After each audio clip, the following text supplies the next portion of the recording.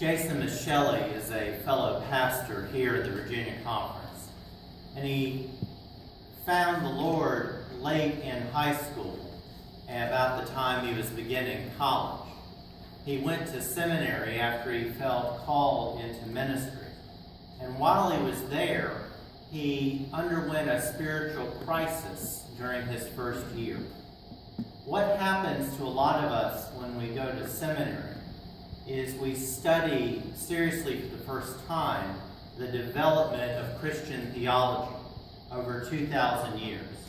And the more we become acquainted with theology as a man-made school of thought, the more we are surprised that what we thought was very natural and organic came from human beings. And as we start to examine that, it's easy to fall into the trap of thinking, well, if these great theologians developed their theology and made these things up, is that also true of the God that they are writing about? And this was something that was so troubling for Jason that he tried to go to some of his professors and talk to them to see if he could work his way through this. The very first professor he went to listened to him, and he knew that Jason was a very intelligent and a very good student.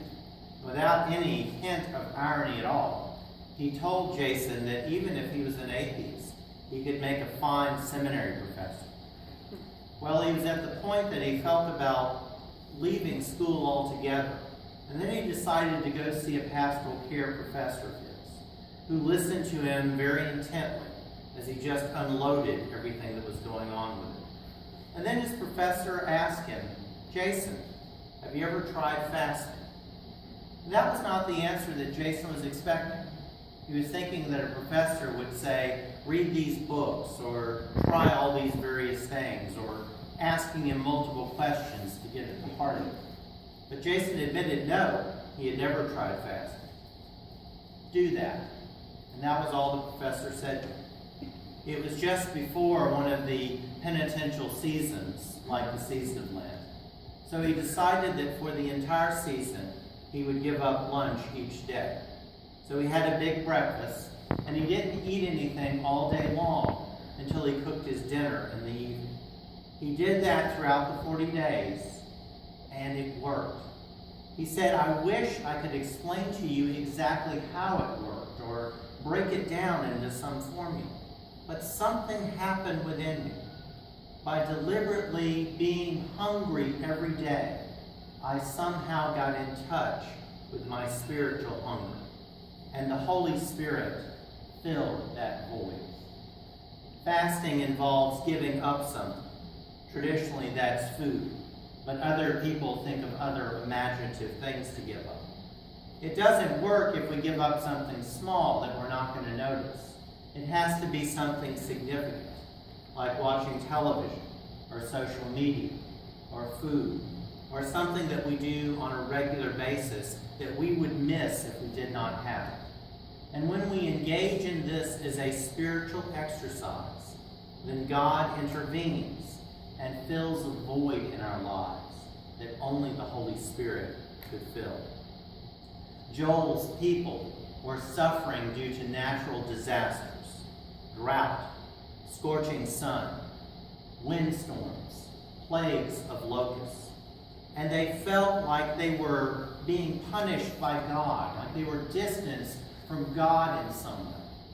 And Joel urges them to respond to this by fasting and trying to reform their hearts, and to not only engage in fasting, but to do so boldly, with weeping and with mourning, sort of the opposite in some ways, or a complement of what Jesus talks about in the gospel passage. That is what he prescribes for his people to get closer to God again. You may be going through some sort of stressors in your life from one kind or another. And the season of Lent is now upon us. A clergy colleague of mine, after dealing with some things recently, said the season of Lent could not begin soon enough for her. Lent is a time for entering into these spiritual exercises, to practice fasting in some form, to give something up, to allow God to fulfill a void that only the Holy Spirit can fill. Whatever it is that may be stressing you, it might be environmental factors like Joel's people, or it might be more personal, like physical health problems that have been crushing in on you for some time, or financial debt, or an abusive relationship. Or it might be environmental in another way, like the poisonous rhetoric of our political environment that makes us give ourselves over to cynicism and causes us to lose faith in our fellow human beings. The same kind of rhetoric that's being thrown around our denomination right now. When we lose faith in humanity, it also distances us from the God who sent his only Son to save humanity. Lent is a time to carefully and particularly each day focus on something that we are giving up in order to allow God to fulfill that void. And you might think, well, why does it have to be this long of a period? Why can't we just do one thing and get it behind us? But if you think of those forces that cause us great stress in our lives, they didn't come in an instant. They normally came over a period of time. The 40 days conditions us. As we take something we can control, like giving up food, and we allow God to give us something we cannot, like the gift of the Holy Spirit. These 40 days of Lent invite us individually, as families, and as a community of faith, to engage in the act of spiritual fasting, so that the Holy Spirit might fulfill a void only God can fill. Amen.